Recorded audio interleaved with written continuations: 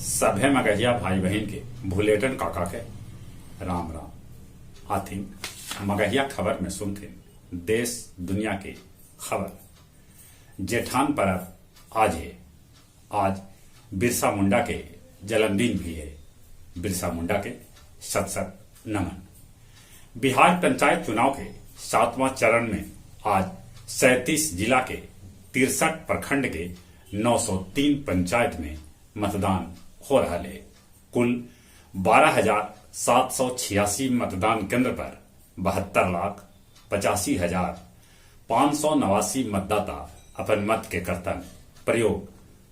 चतुर्मास खत्म होने के बाद 19 से बजत बैंड बाजा और सजत बराती।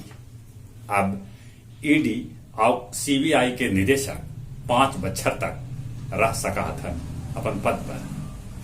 बिहार में अनलॉक 8 के तहत डीजे और बारात के जुलूस पर अभियो प्रतिबंध जारी रहत। जौन लोग कोविशील्ड लगवौलन है उ सभे के बूस्टर डोज की जरूरत न है। सेना के जानकारी लीक करे वाला पुणे में तैनात जवान गणेश प्रसाद के पुलिस गिरफ्तार कर ले रखे। रिंकू सिंह हत्याकांड में बिहार के मंत्री लेसी सिंह के भतीजा के पुलिस कर रहा है खोज। नेपाल के नौरहट जिला में सड़क दुर्घटना में मोतिहारी के 4 युवक की मौत हो गई। अमेरिका के अलास्का से ऑस्ट्रेलिया तक बिना रुकले 239 घंटा में बार टोल्ड गॉडबिट पक्षी 12,874 किलोमीटर के लगतरिये उड़ान भर।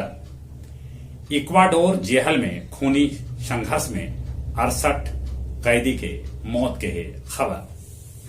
नीदरलैंड में लोग लॉकडाउन के खिलाफ सड़क पर उतरलन। अमेरिका के मिशिगन के बियर आइसलैंड में एगो विमान दुर्घटनाग्रस्त हो गए। विमान पर सवार लोग के अबले पता न चलल है। आज गया जिला के बोधगया, टनकुपा और डोभी प्रखंड में पंचायत चुनाव के वोटिंग करावल जा रहा है।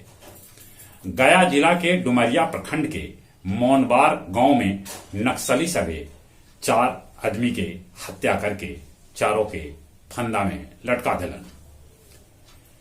बिना मास्क गया जंक्शन पर यात्री के लगावल जा सका है अब जुर्माना। गया केंद्रीय कारा में जेल कर्मचारी सभे जेल के लैकन के साथे केक काट के बाल दिवस मनौलन। गया गांधी मैदान में सवेरे मॉर्निंग वॉक में आयल 175 लोग के शुगर और प्रेशर के जांच कैल गए। अब कुछ खेल के समाचार। ऑस्ट्रेलिया पहल बेर न्यूजीलैंड के हरा के T20 विश्व चैंपियन बनल। अब राहुल द्रविड़ के जगह पर राष्ट्रीय क्रिकेट अकादमी के प्रमुख VVS लक्ष्मण होतन। एम बापे के रिकॉर्ड 4 गोल से फ्रांस कजाकिस्तान के 8-0 से हरा के विश्व कप लेल क्वालिफाइंग कर गेलक। 2004 में T20 विश्व कप अमेरिका में करावल जा सका है। जहां तक मौसम के सवाल है, केरल में भारी बारिश होलक है। मौसम विभाग कैकन जिला के अलर्ट कैलक है।